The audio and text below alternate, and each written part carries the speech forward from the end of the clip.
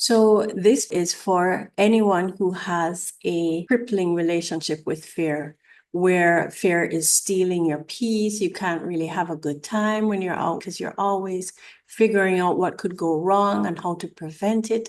It's for those who wake up at night and they have the negative thoughts about what could happen. Their minds are always casted into the future. And I know what this is because this is something that we all as humans constantly have to be fighting. And knowing how to win is something that we don't learn anywhere. So I have learned a few ways that worked for me and are working for me because I still daily have to employ these techniques in order to banish fear from my life.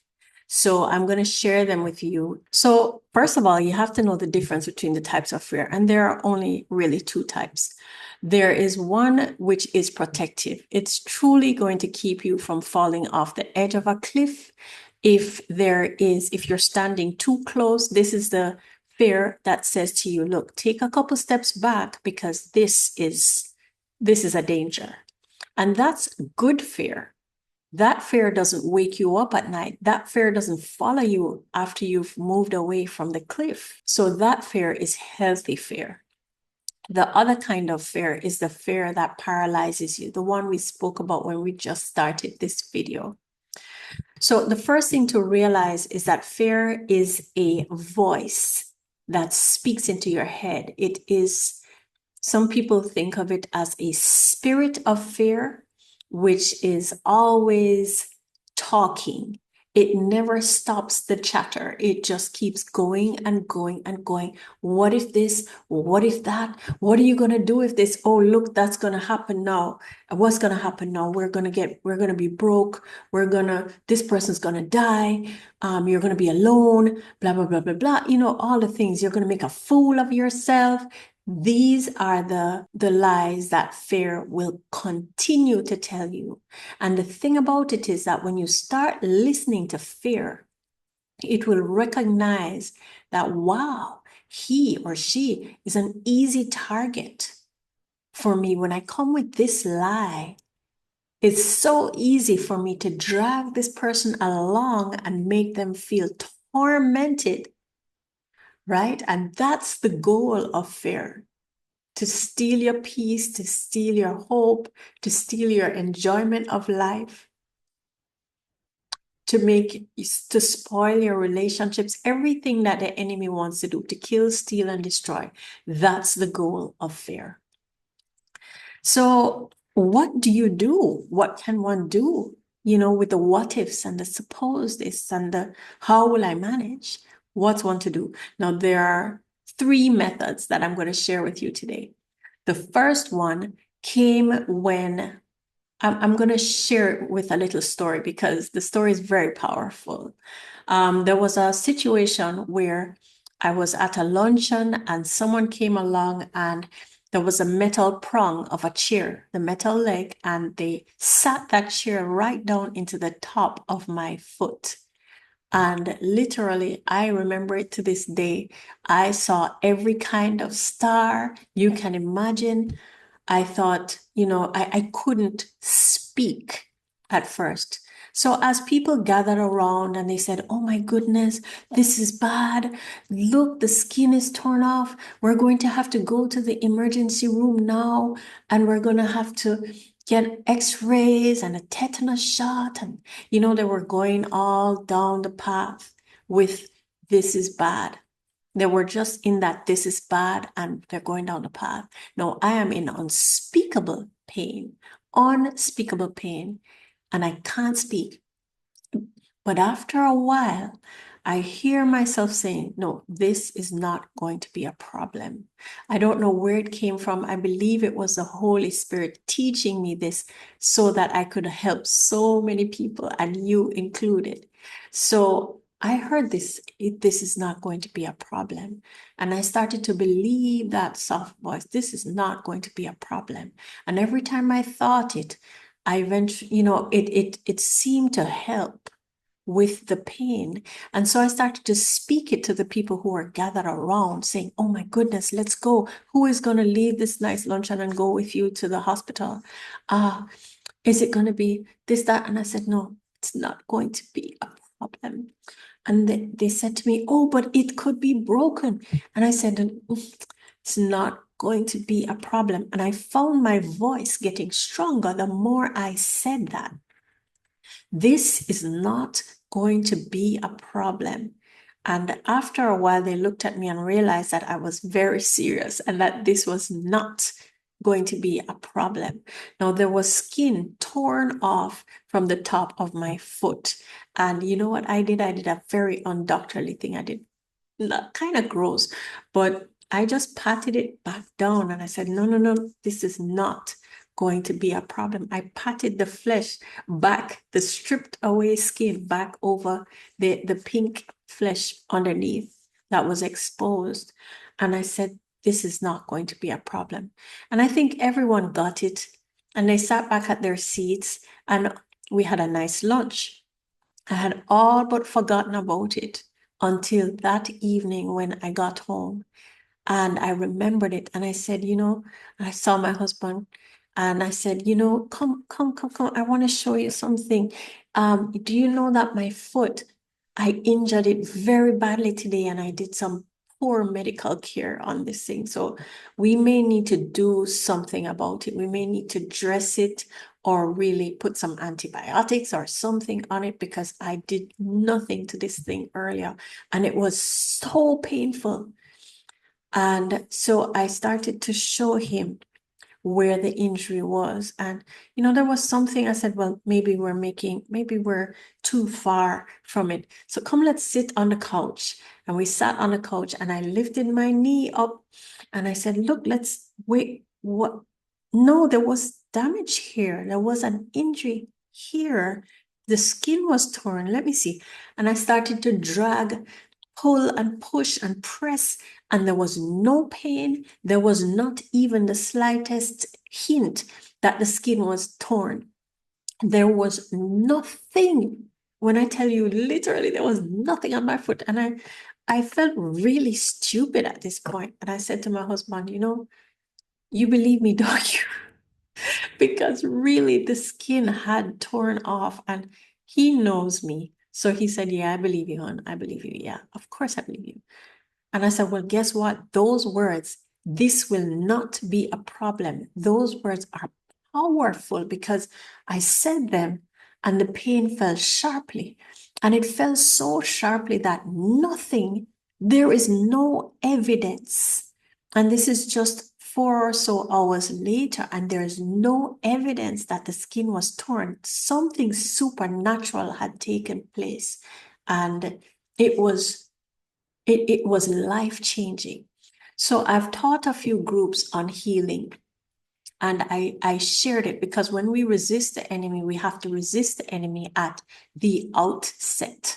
We can't just wait till things are, just destroyed before we say, oh, this is not going to be a problem, because at that point it already is, right? So remember, as soon as something happens that will make you feel like, oh my God, just say this, wait a minute, this will not be a problem, and see what happens. So in one of the groups where I taught on healing, the aspects of healing and how to heal, I taught a particular lady this. And what happened was that her toddler had swallowed the end, I think it's called a bolt. You have a nut and a bolt. So I think it's called a bolt that he swallowed, the little metal object with the hole in the middle. Yeah, so he swallowed that and was choking before her. And immediately she held her head and said, oh my gosh, my son's gonna die. And then she immediately thought, wait a minute, I am a child of God. In the name of Jesus, this shall not be a problem. That's what she declared over the situation. I decree and I declare that this will not be a problem. And do you know what happened? Do you know what happened? Immediately, her toddler began to throw up. And he threw up and threw up and threw up, and there was no more issue, no more choking, no more problem. So I just want to impart that to you now, to share that with you, because it is powerful. It is supernatural. When you decree with your mouth over a situation before being dragged down the garden path by fear, declare over the situation, this shall not be a problem. Okay? So that is method number one. And then watch God work. You're just saying it. You don't know how it's going to be solved. You're releasing it to God and you're watching him work. Okay? See what he does. So the next method number two, is that, to recognize the truth in the word, that the Lord is going to work all things out for your good. And it's one thing to have me say it, but it's another thing to actually believe it. So let me give you an example of this now. I had a worker who worked in my office, a co-worker, who always had my back. If there was someone's birthday, she would remind me. She was a really beloved co-worker, and kind of a friend at work. And, she'd worked with me for a number of years, and I thought that surely the whole business will just end if she were to ever leave. And one day, sure enough, she came in and she said, Doc, I am going to go and follow my dreams now. And I got a job in the area of my dreams. And I thought, oh my goodness, well, I have to wish her the best. And you know what I said? I said, well, I wish you the best, but let's see how the Lord works this out for my good. So she looked at me like, this is not going to work out for your good. I'm leaving. She gave me a look that seemed like that's what it was saying. And I just didn't know how the Lord would work it out for my good. I saw no foreseeable way that this could work out for my good. And literally, I was really cut up. I was gutted inside. And I was thinking, how am I going to go back to work? How am I going to work without this person having my back? And the enemy started with all the lies. You can't do it. It's never gonna work if no one is gonna be looking out for you, and if the business is gonna fail, and blah, blah, blah, the chatter of the enemy as he was dragging me down the garden path. But I held it in my mind that let's see how the Lord works this out for my good. Let's see what he does. And so we hired someone to take her place. We added new systems and new, more efficient ways. It was like a kick in the butt, that swift kick in the butt that we all need sometimes. And so we started to grow the business, and we just grew it and grew it and hired more people. And before you know it, now we're extending into Saturdays, and the business just began to take an upward trajectory. And I thought, look at that. The Lord is truly working this out for my good. So in all things, no matter how horrible they seem, there is going to be a silver lining in every bad, hard, terrible thing that you go through. There's going to be a silver lining. Lastly, the third little way I have of managing fear and silencing fear from your mind is you're going to have to be like a security guard. You don't have to be like a security guard. This is the realm of your thoughts. This is the truth that God speaks, and this is the chatter that the enemy speaks. And you're going to have to say, I am in charge here. And you listen to me, enemy.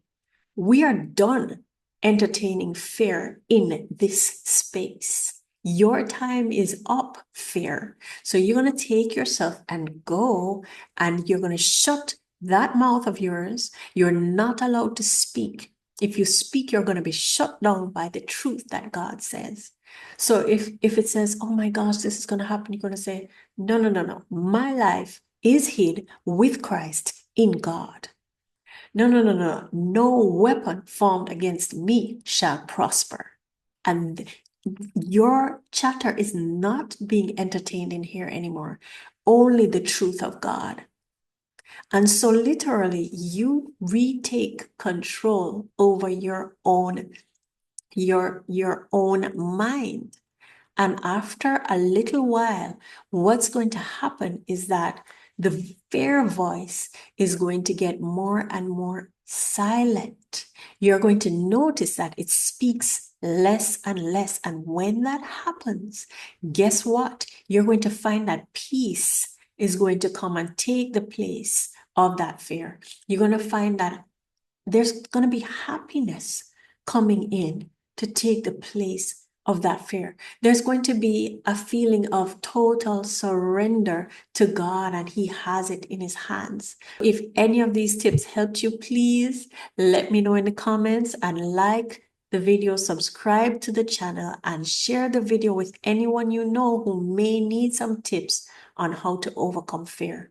It's very important because fear that's trapped inside and living with you can actually make you ill.